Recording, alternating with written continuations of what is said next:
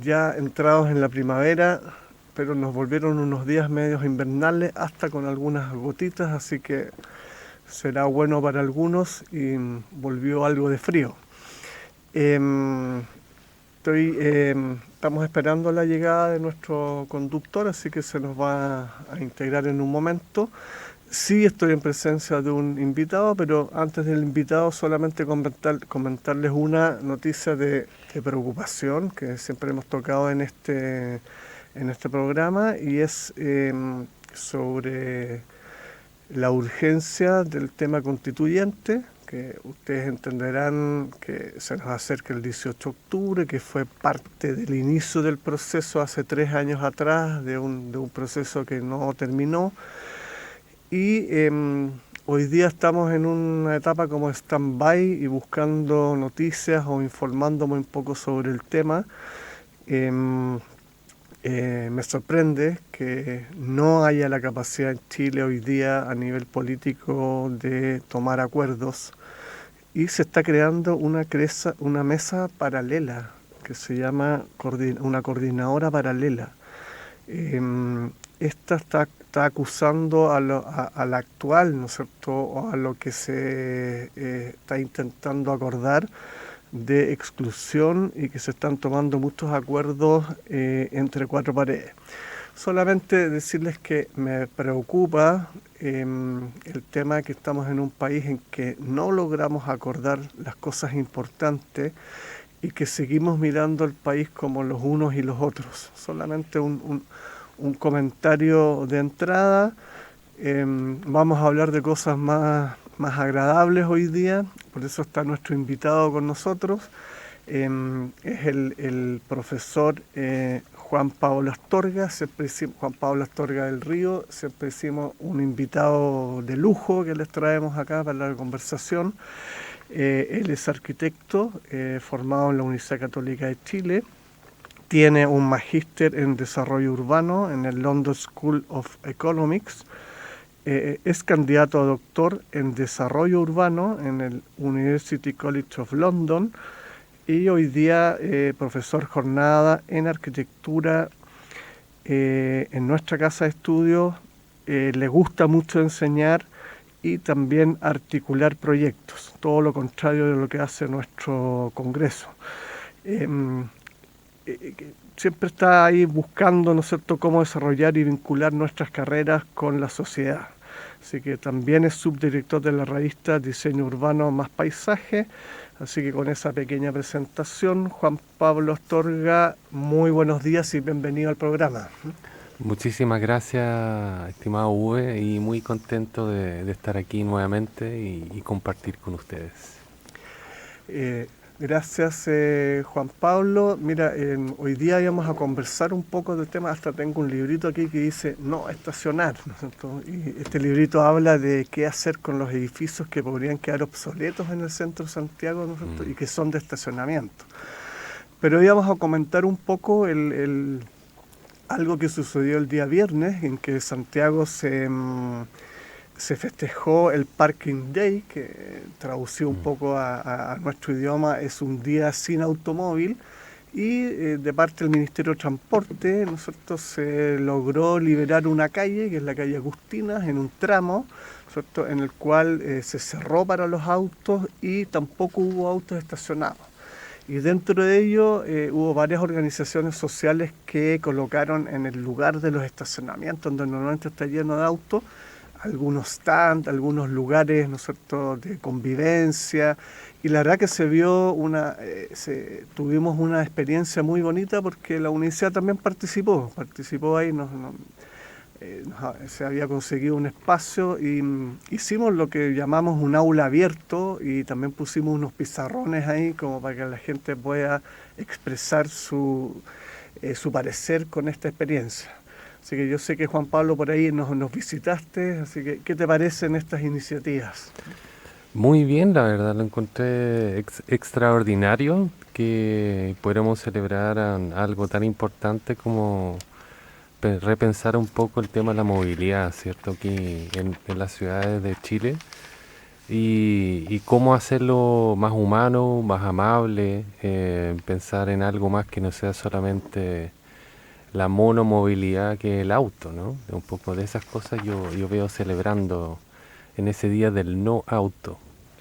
Em, y lo que vimos ahí en realidad es en realidad que, bueno, esto ha ocurrido en otros lados, ¿no es cierto, Juan Pablo? Sobre todo Mm, en Europa, en algunas partes en Canadá, en que los centros urbanos ya se están empezando a pensar sin auto, digamos, ¿cierto? Incluso se llegan si hay nuevos edificios, no se le coloca estacionamiento, mm, justamente para generar una mejor calidad de vida y ocupar en realidad ese espacio o devolvérselo a las personas, digamos, ¿no? Y yo creo que es un concepto muy importante dentro de nuestro devenir o buscando un poco el tema de la calidad de vida.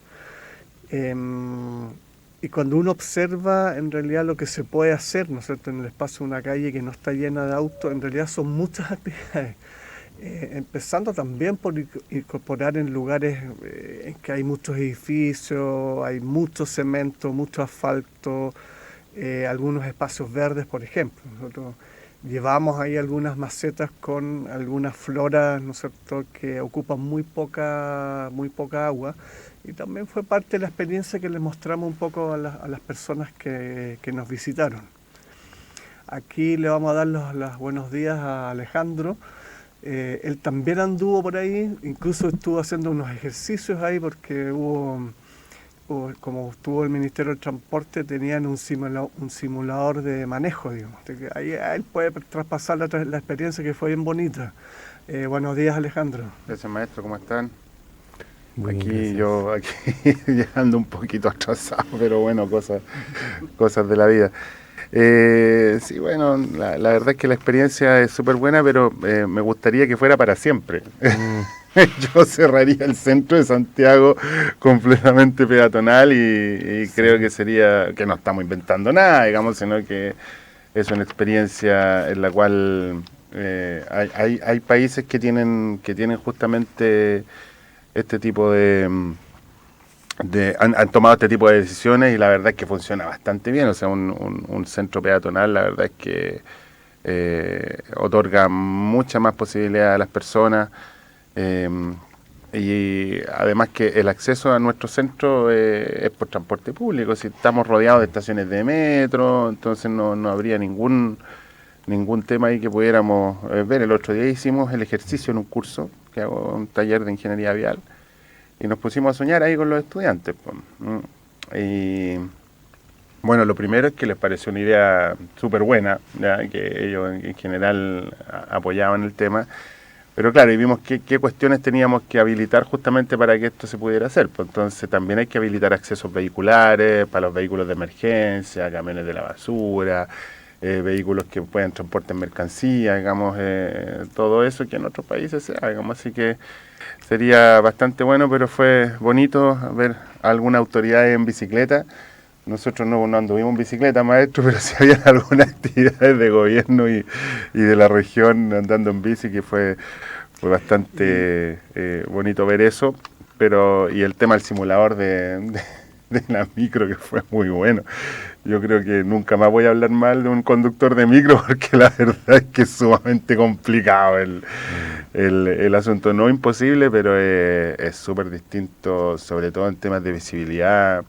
Ahí la configuración urbana también nos ayuda mucho. De hecho, el simulador, el vehículo era un de estos buses oruga, entonces era mucho más largo. El tema del giro en las esquinas de una zona urbana con vehículos estacionados a un lado o al otro, a intersecciones oblicuas donde la visibilidad para el lado izquierdo es nula. O sea, así, te tienes que tirar a la suerte. Entonces ahí me hace mucho sentido que son los otros conductores los que tienen que darle exactamente. justamente la preferencia a los vehículos pesados. ¿Ah? Y eso uno lo entiende ahora, pero claro, si uno va ahí con la micro al lado que te va echando la micro encima todo el rato, la verdad es que dan pocas ganas de... Pero qué importante lo que estás diciendo, Alejandro, porque en realidad justamente esa experiencia que no la tiene todo el mundo debería estar radicada un poco en las escuelas de manejo, en quienes otorgan finalmente los permisos, digamos, para conducir. De ser parte como del aprendizaje, porque muchos accidentes, hemos tenido accidentes hasta fatales por estos buses grandes que de repente se cierran mucho, queda un auto metido entre medio, hasta a veces quedan peatones si es que el conductor no es muy hábil y no ve cómo la cola puede pasar por encima la vereda, digamos, en un punto. Pero lo que decía es un poco... A mí me sorprendió porque nosotros pusimos unas pizarras ahí para que la gente pudiera expresarse y escribir sobre esto.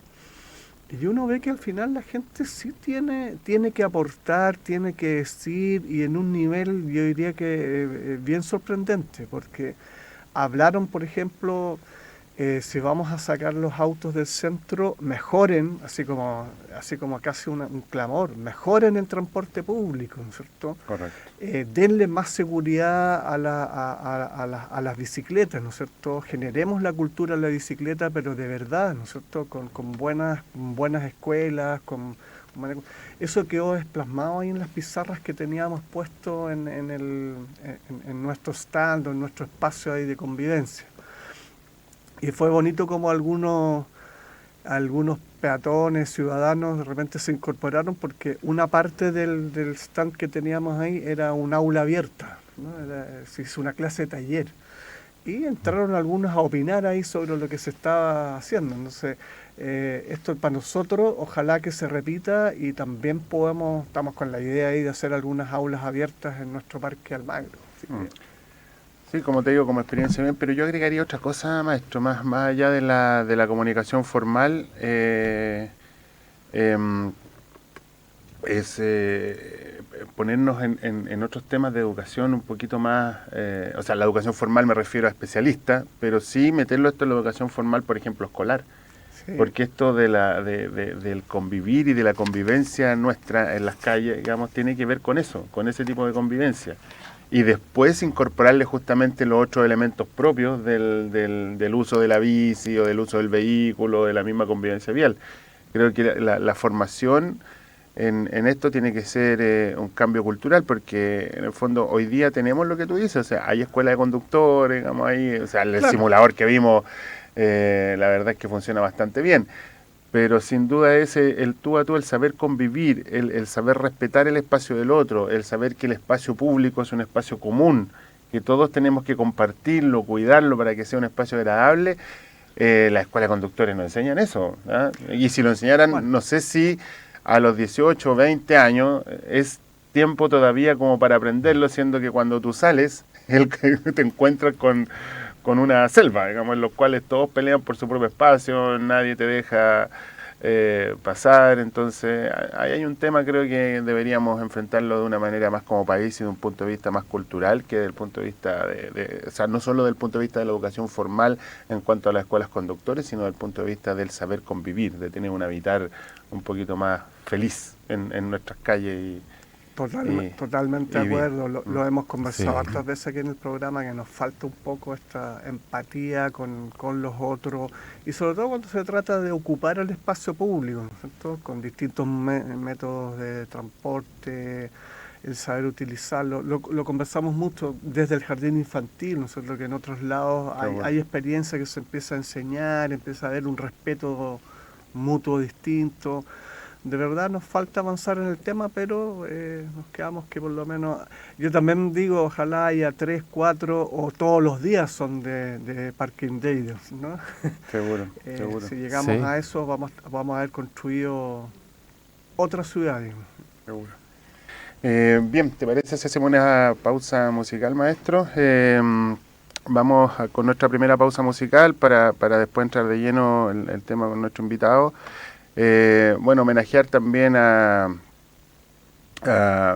una célebre representante de la cultura de nuestro país que nació un día 4 de octubre, pero del año 1917, ya no está con nosotros, por supuesto. Me refiero a Violeta Parra, de una familia tremenda, digamos, ya, Nicanor Parra, Roberto Parra, Lalo Parra, Isla Parra, Lautaro Parra, Olga Parra, Marta Parra, Elba Parra, Caupolicán Parra, todos los representantes de nuestra cultura nacional y de la nueva región de Ñuble, que también ahí hablábamos, de San Fabián de Alico, compositora, cantautora, bordadora, pintora, escultora, digamos, y que expuso hasta en el Museo de Louvre. Así que vamos a escuchar uno de sus temas emblemáticos hoy día con... Estamos presentando en Radio Universidad Central y radio.ucentral.cl Cultura Vial. Conduce Alejandro Torres y la participación de V. Rodeberg. Muy bien, estamos aquí en nuestro segundo bloque de nuestro programa Cultura Vial, aquí en el 107.1 del Dial FM, pero también nos pueden escuchar por nuestro sitio web radio.ucentral.cl, en nuestra señal en vivo, y ahí nos pueden escuchar en cualquier parte de Santiago, de Chile y del mundo. También interactuar con nosotros a través de nuestras redes sociales de Facebook, Instagram y Twitter. Estamos acá con el profesor Juan Pablo Astorga de la carrera de Arquitectura, de la Escuela de Arquitectura, el cual nos acompaña hoy día para contarnos algunas cosas y profundizar un poquito, digamos, en este día sin auto, ya que por lo que yo vi, Juan Pablo, la verdad es que no funciona mucho, pero de todas maneras celebro que hayan este tipo de iniciativas, pero sobre todo como tema demostrativo. Para mí fue un gusto ese día pasearme por la calle Agustina, acá en el centro de Santiago, que estuviera la gente allí, que hubieran asociaciones, fundaciones, digamos, interactuando ahí también con personas del gobierno regional, con personas del Ministerio de Transporte, y como que eso debería darse un poquito más, es decir, hacer un poquito la bajada hacia la ciudadanía, este tipo de conceptos que, como lo conversábamos en el bloque pasado, es como súper difícil empezarlo a arraigar de un día para otro en las personas, ¿sí? Tiene que ver con un cambio cultural, pero también apoyado obviamente por una infraestructura que nos permita justamente hacer esto, tanto una infraestructura física como una infraestructura tecnológica, pero también un cambio de conducta en las personas. ¿Cómo lo ves tú? ¿Estamos muy lejos, muy cerca, digamos? ¿Cómo es la experiencia comparada a nivel internacional? Porque esto puede resultar o no, digamos. Sí. Estamos tan, ¿cómo se dice? ¿Cómo le diría yo? Automovilizados con automóvil a motor, que este es como súper complicado. Sí, es casi como un chip que uno tiene así como un poco bajo la piel, el tema del automóvil. Tenemos la experiencia de toda la vida, desde que nacemos hasta el último día de nuestras vidas asociados con el automóvil. Entonces, y siempre el espacio, la experiencia, el hecho de vivir es un aprendizaje que nos va también nutriendo de nuestra visión sobre la vida, ¿no? Entonces, no cabe duda que este aspecto como cultural no solamente trasciende generaciones, sino ha sido algo que no podemos desprendernos de esta cultura. Seguro. Mira, yo te comentaba de un curso que hago yo, el taller de Ingeniería Vial, en el cual trato de llevar a las y los estudiantes en la carrera de Ingeniería en Construcción, Ingeniería Civil en Obras Civiles, en que llevarlo al punto de que vean los impactos que tiene cualquier tipo de cosa que haga uno, pero primero parto en los proyectos. Entonces, hace un par de semanas atrás hice el ejercicio ya, porque como hacemos clase ahí al frente del Parque Almagro, le dije ya, imaginémonos que usted está a cargo de construir un edificio aquí en la mitad del Parque Almagro. Ya, abrí las ventanas, ya miremos aquí. ¿No? Se pararon, les dije ya, ¿de qué nos deberíamos preocupar? Y las primeras 10 opiniones fueron del cerco de la obra hacia adentro. Y en eso tan súper bien formados, digamos, ya, pero listo. Ya, eso es seguir la normativa y yo bajándole un poco el perfil. Pues. Eso lo hace cualquier ingeniero o ingeniera, porque eso es parte de la pega que tenemos. ¿Ya? Pero ahora quiero que me hablen de los impactos del cierre de la obra hacia afuera. Y ahí empezaron a salir algunas cosas. Y fíjate que las primeras 5 o 6 opiniones fueron respecto al impacto que podía causar en la circulación de vehículos. Autocéntrica. Claro, completamente claro, autocéntrica. Sí. Y son jóvenes, o sea, deben tener, no sé, a lo más 24, 25 años, de último año de ingeniería, pero deben tener más o menos esa edad.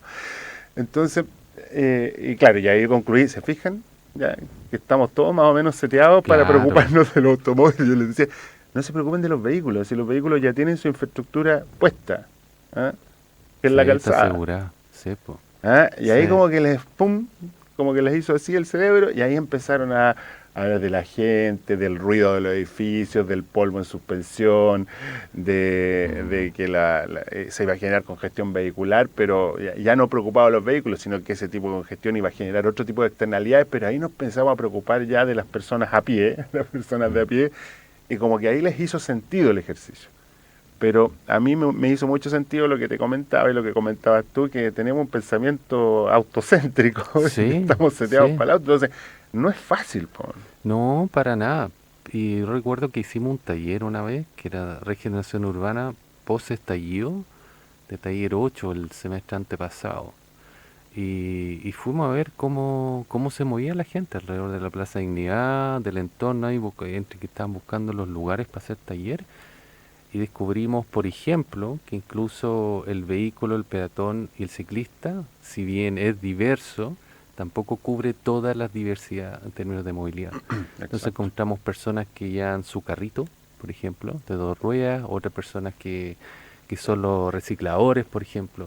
Y así hay una, no sé, 20 o 30 formas distintas entre el peatón y el ciclista y la persona que anda en el auto o la micro, o incluso en distintas etapas de nuestras vías, ¿cierto? Incluso como peatón, que es una relación completamente distinta con un modelo bastante fijo sobre cómo se hace una calle, cómo se hace una vereda, ¿cierto? Correcto, Que en fondo una misma normativa, una misma ley, digamos, aplicada a todas las ciudades, ¿no? correcto, Y ha correcto. costado mucho ahí como hacerla más propia para cada lugar, o que sea tomar en cuenta esta diversidad de movilidades. Seguro.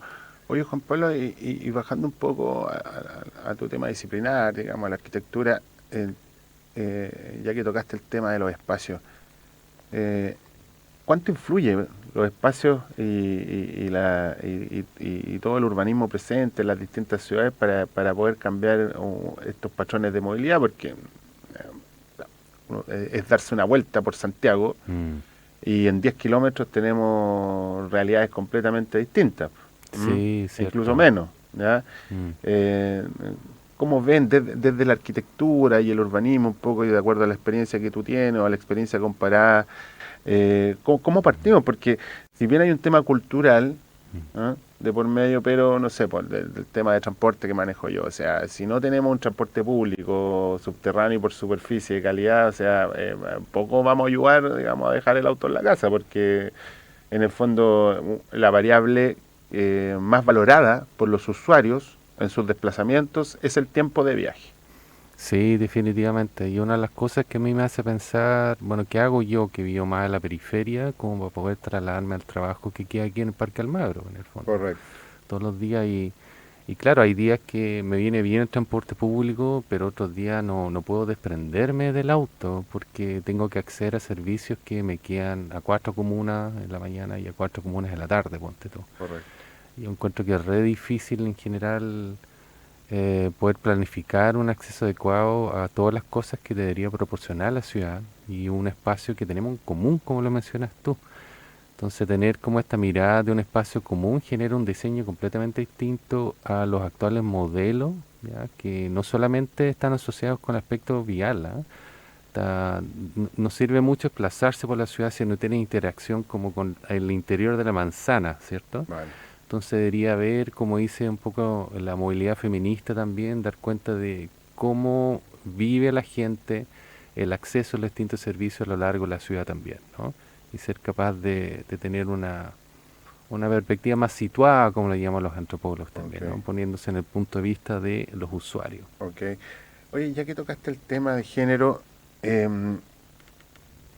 a mí me ha impresionado, yo empecé a leer esto hace unos 3 4 años atrás, quiero ser bien franco, hace 4 años Mm. cuando me lo nombraron dije, bueno, no, el urbanismo feminista, dije, a ver, paremos un poco, digamos, y empecé a pedir información, po, Sí, y quedé pero gratamente sorprendido, donde hay aspectos que como que uno viene seteado, claro, yo fui formado o sea, cuando yo estudié en la universidad, O sea, hablar de áreas verdes era que casi un profe te echara de la sala. O sea, que estáis pensando en los pastos y en los árboles si tú estás estudiando ingeniería. Pues, una cosa así, digamos.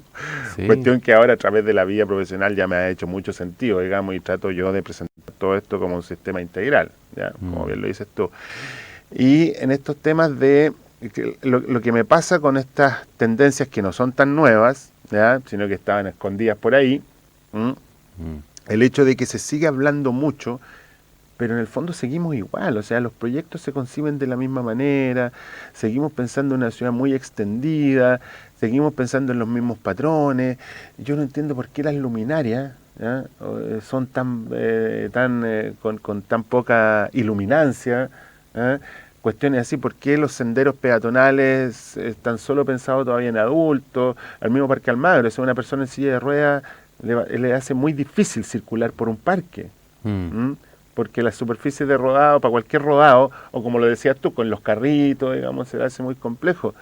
Entonces, creo que, según mi visión, puedo estar súper equivocado y por eso quería consultarte a ti, se sigue hablando mucho, pero en la práctica, digamos, no, como que no cambia mucho el tema. ¿Qué Sí, ocurre? Hay un cierto. tema normativo, hay un tema de que no queremos girar para ningún lado, seguir por nuestra zona de confort. ¿Qué es lo que ocurre ahí? Mi opinión, como temas de gobernanza, bueno, o sea, cómo se gobierna, por ejemplo, en la cultura vial de la ciudad alrededor del mundo, es que en realidad uno tiene que quizás mirar de forma como multidisciplinar y multiescalar para encontrar como la causa en general. Yo recuerdo que había un autor que se llamaba David Harvey que hablaba un poco sobre la expansión de la industria automotriz, ponte tú en Francia, en Estados Unidos, en Japón, y cómo eso finalmente repercutía en las ciudades en una serie de subsidios hacia crear más carreteras, por ejemplo, ¿no? Seguro. En el subglobal. Seguro. Entonces, de repente empecé a leer esas cosas y me da como una perspectiva distinta sobre por qué es tan difícil cambiar las cosas acá, ¿no? Creo que hay otras razones que tienen que ver con aspectos como estabilidad económica, social, incluso asociados con otros países, que a la medida que, voy a dar un ejemplo bien concreto, no sé, la industria francesa, ponte tú, automotriz, le sirve mucho que se siga expandiendo la venta de sus autos en el subglobal, pero para poder absorber ese mercado, por ejemplo, uno tiene que generarle el espacio para los vehículos, los estacionamientos para los vehículos, y todo lo que significa en torno a un mercado para los vehículos, una normativa y una legislación. Entonces hay interdependencias que parecen importantes reconocer, que no se habla mucho, pero yo creo que subyacen en el fondo a las dificultades de poder cambiar las cosas, creo. Sí, porque finalmente una decisión que parece ser política pública, pura y dura, digamos, es decir, la gobernanza, como tú lo mencionas, finalmente queda en manos de los usuarios o del mercado en este caso, porque, o sea, hasta tener un vehículo particular es un símbolo de estatus. Sí, sí es cierto. ¿Eh? Yo pensaba, ¿qué pasa si todos invirtiéramos la misma plata que tenemos en los vehículos, pero en el fondo un buen transporte público, ¿no? Correcto. Uno, al final, siempre, la economía siempre nos ha dicho que es todo lo que hacemos un constante flujo de recursos, pero la forma en que nosotros distribuimos la sociedad, bueno, se debería depender de cada uno de los lugares, cada uno de los estados o regiones o comunas en ese sentido, ¿no? Porque también hay hartos aspectos socioculturales ahí de por medio, digamos, o sea, Sí. incluso lo que decían los modos de transporte, a mí que por mi trabajo, mi disciplina, me toca recorrer muchas regiones. En los sectores planos, por ejemplo, la gente rural circula en bicicleta. Sí, se ¿Ya? sigue ocupando bastante. Mucho la Extraordinario bicicleta. que se mantenga Pero así. en sectores con una topografía más ondulada, por ejemplo, ya la bicicleta es un problema. Entonces se sigue circulando a caballo. Sí, Entonces, claro, ahí, y desde el punto de vista, por ejemplo, de los proyectos viales, no puedes otorgar la misma solución claro. a la zona rural donde se circula en bici que a la otra zona rural donde se circula en caballo. Entonces, hay una componente sociocultural también ahí dentro de los proyectos. ¿Qué me pasa a mí con las zonas urbanas? ¿Ya? Incluso en zonas rurales, digamos, yo esto lo hago, digamos, porque hay una tendencia ahí, pero no es que todos los proyectos se topen así, pero he visto más diferencias en los proyectos viales en zonas rurales que, por ejemplo, en zonas urbanas. La zona urbana, me tocó ver un proyecto en Los Ángeles, por ejemplo, hace poco, y se proyecta igual que se proyectara en Santiago Sí, es o en La increíble. Serena o en Coquimbo. ¿Por qué ocurre eso? ¿Ah? ¿Por qué esos patrones? Porque son casi pies forzados, digamos, y lo lamentable es que se vuelve finalmente un patrón común Sí, es y cierto. que no es muy bueno. Sí. Mira, yo he pasado como por varias formas de, no sé, varias teorías, digamos, que me parecían más cómodas. La última que he leído, que no, que ahora la enseño también, es una asociado con el reduccionismo cultural, ¿ah? Ya. Que viene como la teoría más bien relacional o postcolonial, que nosotros seguimos mirando muchas veces a unos pocos modelos. Digamos, siempre hay estructuras de jerarquía que es parte de nuestra cultura que diríamos cambiarlo a algo más dialéctico. A lo que voy es que existen modelos o patrones de uso que se dan en ciertos países y que son muchas veces copiados o asumidos como modelos muy exitosos y se reparten por el mundo, digamos, ¿no? Y eso sucede en muchos ámbitos. Sucede en el ámbito de armar plaza, de armar calle, de armar edificios, de el tipo de programa adecuado para un lugar, el tipo de ciudad adecuado, el tipo de planificación urbana. Está mucho más, y encuentro que esa en realidad viene de la teoría más bien colonialista, nuestra relación con otros lugares y qué es lo que vemos en otros lugares y qué es lo que, cómo, dónde nacen esos modelos también, que muchas veces son muy bien estudiados para ese lugar, para ese momento, pero no necesariamente para otros lugares. Yo creo que es uno de los principales problemas. A eso me refiero como un reduccionismo, digamos, algo que podría servir en algunos lados, digamos, ¿no? En un momento específico, no necesariamente cae muy bien en otros, ¿no? Oye, ¿qué papel juegan ahí los profesionales, digamos, que se dedican a esto? Los profesionales de arquitectura, los profesionales de la ingeniería, digamos, Es un tema, sé que es heavy ese tema. porque Que no- también hay tendencias. O sea, yo la veo más clara en arquitectura que en ingeniería. Ingeniería, la teoría que siempre ronda entre los ingenieros es que al ser un país sísmico estamos tan regidos por nuestras normativas que poco nos permite, digamos, movernos Sí, de un cierto ámbito. sí, ¿Ah? es cierto. Pero sin duda que en arquitectura, por la raíz, digamos, de la carrera, digamos, tiene harto veo yo ahí conceptos de sociología, de antropología, de arte, digamos, entonces, y me imagino que deben haber muchísimas tendencias allá adentro, digamos, entonces, ¿cómo se focaliza eso? Porque Mm. el rol de las grandes oficinas de arquitectos son las que llevan la batuta, son las tendencias, o también tenemos espacio para soñar ahí. Yo creo que un poco de todo, yo creo que hay un poco menos espacio para soñar, Ya, pero sí veo diversidad.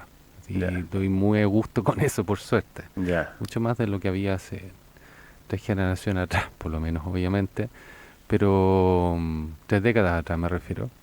Y bueno, por lo menos en la Escuela de Arquitectura existe, promocionamos una diversidad de puntos de vista en general, ¿ya?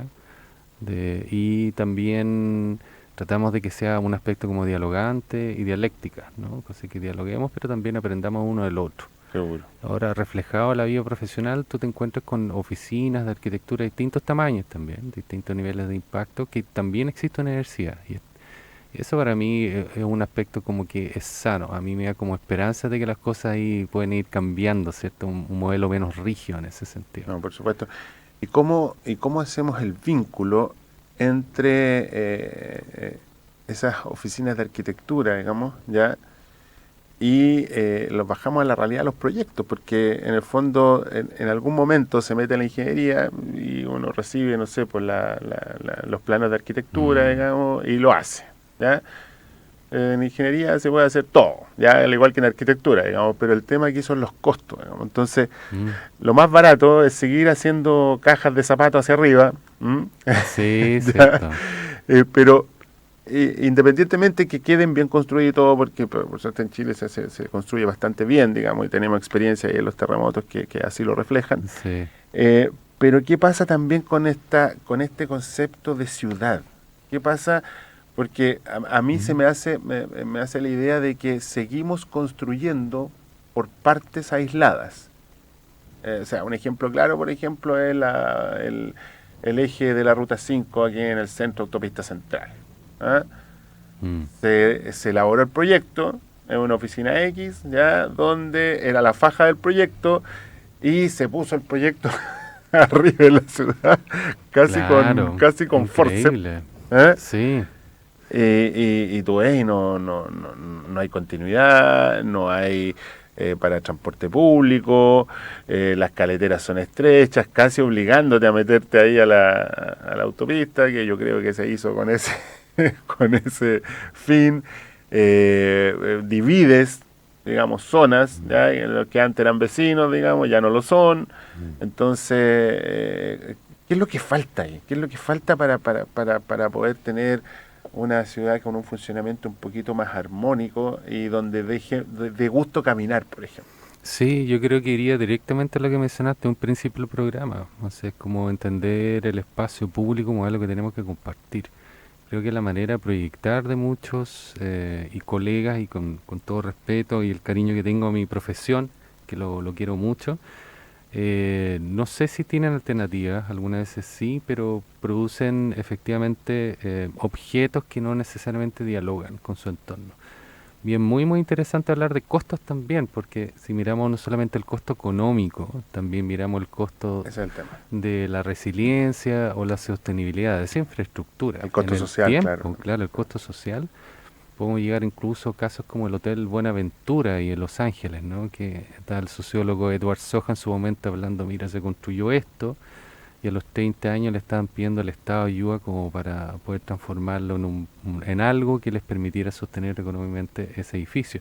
Y creo que hay muchos edificios que les pasa eso, sobre todo después de la pandemia, ponte tú, que no han vuelto, no han recuperado su uso, y tiene que ver con lo que se pensó, cómo se diseñó y, bueno, ¿qué hacemos 30 años después con este edificio, ¿no? Entonces, eso yo creo que sucede mucho con lo que me comentas tú, que arman como elementos que funcionan por un tiempo, que dialogan de manera muy específica con toda la diversidad de usos y de situaciones que puede darse con la ciudad.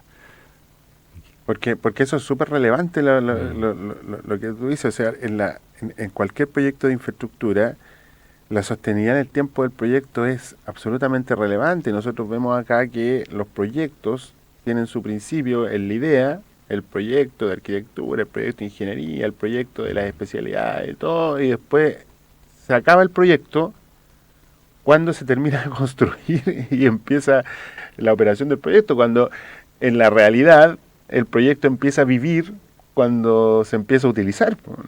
Sí. Y como que encuentro que las evaluaciones hoy en día son muy sesgadas a eso. Es mucho número y poco, no sé cómo llamarlo, no tengo la palabra hoy día, pero es mucho número, pero hay poca conciencia del servicio que va a prestar esa infraestructura en el tiempo. Un ejemplo, claro, el aeropuerto de Santiago. Se terminó de construir la segunda ampliación o tercera, no recuerdo, ya hace poco tiempo, digamos, un par de años. Ya necesitamos otra ampliación. ¿No? Sí, es cierto, absolutamente. Te pongo un ejemplo como el aeropuerto, porque, o sea, los accesos al aeropuerto hoy día son horrorosos, digamos, o sea, y ahí te digo también, vamos con el tema de los proyectos aislados, o sea, crece el aeropuerto. Si crece el aeropuerto, obviamente vamos a tener mayor demanda de usuarios, esa demanda de usuarios va a traer mayor demanda de transporte y resulta que los accesos son los mismos. Sí, recuerde que ese debate se da efectivamente en todas las ciudades grandes, en donde se requiere la ampliación del aeropuerto, por ejemplo, y tienden a pensar, bueno, existen otros aeropuertos en el entorno que podamos, por ejemplo, utilizar para no generar esta concentración y todas las tendencias negativas. Correcto. Que podría generar. Y en algunas ciudades yo he visto que efectivamente ha funcionado, como un poco más esa toma de decisiones para esa infraestructura en específico, y en este caso como el de Santiago se tiende a concentrar siempre la inversión en un solo lugar, digamos, ¿no?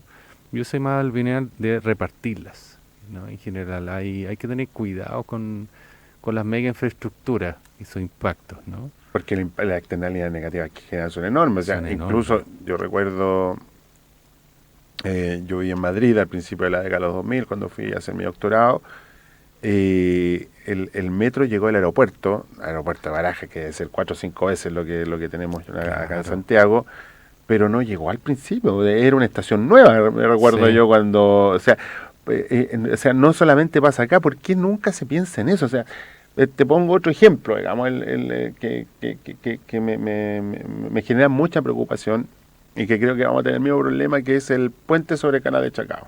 Mm. ¿Mm? O sea, y te lo venden, no, 3 pistas por sentido, ciclovía. Bueno, ¿y la isla de Chiloé va a poder absorber toda esa demanda de vehículos? ¿Mm? Yo conozco la isla, me tocó ir a principios de los 2000 también, no, 2008, 2000, por ahí, cuando se iba a construir ese puente y no habían recursos, y creo que fue el gobierno de Ricardo Lago donde hizo el plan Chiloé. Entonces se invirtió mucho en infraestructura y se construyeron un par de hospitales, digamos, y también se hicieron algunos proyectos de camino. Y yo me recorrí toda la isla, no como turista, sino trabajando. Y yo no sé por dónde, Juan Pablo, yo no sé por dónde. ¿Cierto? ¿Dónde llega esa pista? ¿Ah? Digamos, sí. O sea, va a llegar, va a llegar. Yo ¿Cómo creo se que... va yo a creo- mitigar esa llegada de esas 6 vías, digamos, o 8 vías Estamos que hablando cruzan? solo de vehículos. O sea, yo me imagino que Claro. en época, digamos, punta, no sé, verano, el taco va a llegar hasta Puerto Montt, si es Sí, que no llega hasta Talca. Ahora, ahí viene otro problema, los servicios, po. ¿Van a dar sí. abasto? La recolección de residuos o el tratamiento mismo de los residuos. Yo no sé, no sé si se ha pensado en eso. A eso me refiero con los proyectos aislados que no tienen esta concepción integral de lo que es el uso del territorio y sobre todo el Sí. respeto a las personas que viven ahí, ¿no? Sí, es cierto. Yo creo que se piensa como que el vehículo va a solucionar todos los problemas como socioeconómicos que va a tener un lugar, ¿no? Y creo que no he visto el estudio del impacto o el análisis de las actividades económicas que tiene la isla de Chiloé, porque yo creo que si me da la impresión, ya no tengo certeza en esto, que se hubiera puesto un poco más de énfasis en qué es lo que quería la gente dedicarse, digamos, qué es lo que quiere, cómo ve ellos el desarrollo local, hubiera propuesto un sistema de transporte distinto, por Correcto. ejemplo, ¿no? Porque es consecuencia de eso, no es solamente algo que tenga que ver con el comercio terciario, modelo turístico, que es muy, muy importante, Muy importante, sí. pues no es la única actividad. No sabemos realmente si eso es lo único que le gustaría a esas dos actividades, o no sé, por supuesto hay muchos más, pero en el fondo yo creo que ya enfocado a eso, Pues ¿no? yo me metí un poco en la discusión en ese tiempo, ¿ah? Y se escuchaba mucho a los vendedores del proyecto, entre comillas, y claro, pura maravilla, pues o sea, vamos a tener una demanda, va a venir gente, van a consumir sus productos, digamos, Mm, como eh, vendedores de materias primas, básicamente, digamos, y va a haber un plan de turismo, digamos, pero claro, ¿cuán sostenible en el tiempo es claro. ese modelo, te fijas? Sí, absolutamente. Yo recuerdo que yo tuve un par de profes que estimo mucho de la universidad, que era la Carolina Katz y el Ricardo Aguad, y que nos hablaban de que las carreteras de hoy día son los bulevares del mañana, decían ellos. Claro. ¿Y por qué? Porque claro, porque uno colocaba, por ejemplo, un cinturón de carretera en una ciudad, pero a la medida que se expandía, esa carretera que quizás queda obsoleta por algunas cosas, pero tenía que estar diseñada de una manera de que se pudiera peatonalizar, de que pudieran abrirse frentes, por ejemplo, ¿no? Con negocio, y se convirtiera eventualmente lo que llaman en Francia un boulevard, ¿cierto? Okay. Entonces, pensar en estas cosas yo creo que ayuda a generar un proyecto que consume muchos recursos, y está bien que sucedan estas cosas, ¿no? No estoy en contra, pero cuando tú transfieres una gran cantidad de recursos de una sociedad a un solo proyecto, yo creo que es mucho mejor tratar de obtener algún tipo de consenso sobre ella, y a través de sistema de participación, escuchando, pero en el fondo que estemos más de acuerdo entre todas las partes sobre para qué es, qué forma debería adquirir, etcétera, ¿no?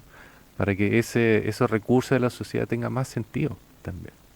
Porque en el fondo el mensaje que le estamos dando a las personas y a la sociedad en su conjunto es ese, po, ¿ah? Mm, Me gustó ese concepto autocentrista, como fue el que lo sí, nombraste. sí, Y es por todos lados, po, ¿ya? Por todos lados. O sea, ni siquiera ocuparnos del transporte público. No sé, por ejemplo, el eje también de la Ruta 5 acá en el centro, ¿por qué no se dejó un espacio, ¿ya? Para un espacio, una pista donde quepa un bus y que fuera un recorrido rápido, ¿ya? El rapid transit, que es el concepto que hay en Europa y en Estados Unidos, ¿ya? De una vía exclusiva para el bus, digamos, y que conectara, no sé, por el mismo eje, y que hubiera estaciones en ciertos lugares, porque ahí solucionas un problema, ¿ah? Y yo estudié cuando hice la suficiencia investigadora allá en España, yo trabajé en el Ayuntamiento de Madrid con el tema de transporte público, y la experiencia en los carriles solo bus, súper exitosa, súper exitosa. Y yo hacía la analogía con las personas de Colina, de Tiltil, que venían a trabajar a la ciudad. Ahí ellos preferían dejar su vehículo en la casa y venirse en el transporte público porque el tiempo de viaje era menor. Sí, una de las cosas que yo entreveo, por ejemplo, es justamente lo que he visto algunas de las juntas de vecinos, por ejemplo, acá en el centro, que le gustaría que el gobierno local o el gobierno de una ciudad tuviera como más presencia en el control para que efectivamente estas buenas ideas funcionaran mejor, ¿cierto? O sea, si nosotros hace tiempo tenemos un carril que supuestamente es para el transporte público, para nuestro bus, la micro, Hasta ¿cierto? que los taxistas dijeron que Justamente, querían ocupar. sí, me acuerdo que ellos Y le dijeron que sí. inteligentemente lo que primero que hicieron fue ocupar ese espacio para que ellos en el fondo después, bueno, ya están acá. Esa fue un poco la estrategia, ¿no? Correcto. Entonces, igual se requiere ojalá un poquito más de presencia en términos de tener recursos y capacidades como para poder controlar que esto funcione bien también, ¿no?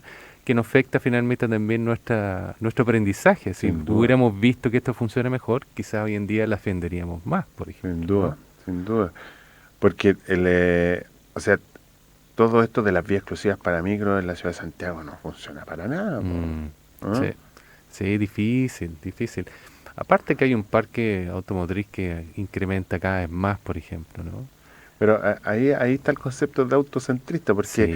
hoy día el automóvil particular está al acceso de cualquier persona. Tú vas con tu carnet de identidad, digamos, Sí, y es es la compra fácil. inteligente que le llaman, Sí. ¿ya? Y una vez averigüé qué era la compra inteligente, y básicamente es pagar tu auto como si fuera el dividendo de tu casa, o la cuenta del celular, Claro, o cualquier sí. cosa. Sí, y no los culpo, ¿no? En ese Ah, sentido, todas las personas, porque el transporte es fundamental para el por desarrollo supuesto. personal, familiar, comunitaria, social en general. Entonces, la medida que le dejemos poca opción a las personas, no tarde o temprano van a comprarse el auto. Siempre, Siempre, sí. siempre, Sí. porque y sobre todo aquellas personas que viven más lejos de su trabajo, por eso es como un tema multifactorial ahí que es súper complejo de solucionar, pero por eso yo apelaba Claro. al tema cultural, po. Sí, ¿Mm? absolutamente, sí, totalmente. Yo creo que es necesario y parte como generando capacidades o sea, podemos legislar, pero no en ausencia de las capacidades para poder gobernar, digamos, estos cambios en ese sentido, Ujú. ¿no? Yo creo que tienen que ir a la par. O sea, si yo veo muchas veces legislación y siempre veo, sí, bueno, dónde está lo que habla, que es un documento igual de grande al lado, de cómo se va a implementar concretamente, Sin etcétera, al duda. lado. Y muchas veces veo una ausencia de eso. Y Correcto. no es difícil predecir ahí que esto no va a funcionar, Correcto. Esa ¿no? capacidad de abstracción que debemos generar, yo hablo mucho de eso con mis estudiantes. El proyecto no se termina cuando se termina de construir el edificio, sino imagínense Claro. cómo va a funcionar a Sí. futuro. Oye, Juan Pablo, se nos acabó el tiempo rápidamente en esta Increíble. Estaba conversación. muy entretenido. Nos dejaron varios temas ahí en el tintero, digamos, pero creo que ha sido una muy buena conversación al respecto. Nuevamente te agradezco el que haber estado con nosotros. Juan Pablo Astorga, arquitecto y docente de nuestra Escuela de Arquitectura, así que muchas gracias. Y obviamente dejarte invitado también para otra versión para que podamos hablar de esta y otras cosas más. Muchas gracias, Juan Pablo. Muchas gracias. ¿Ya? Bueno, y nos vamos a ir también con otro homenaje. Hace 2 días atrás falleció uno de los grandes activistas del punk nacional. Me refiero a Mario Carneiro, más conocido en el mundo del punk como Pogo, ¿ya? Y sobre todo por su banda, Los Peores de Chile. Nos deja un gran legado ahí, fue un gran movedor de masas en los suburbios, digamos, y en las esferas más escondidas del punk nacional, y que nos dejó todo lo que hizo como artista en un par de publicaciones. Una se llama Morfopunk, o en su autografía que se denominaba El Peor Libro de Chile. Así que los dejamos ahora con Los Peores de Chile y su corte Síndrome Camboya.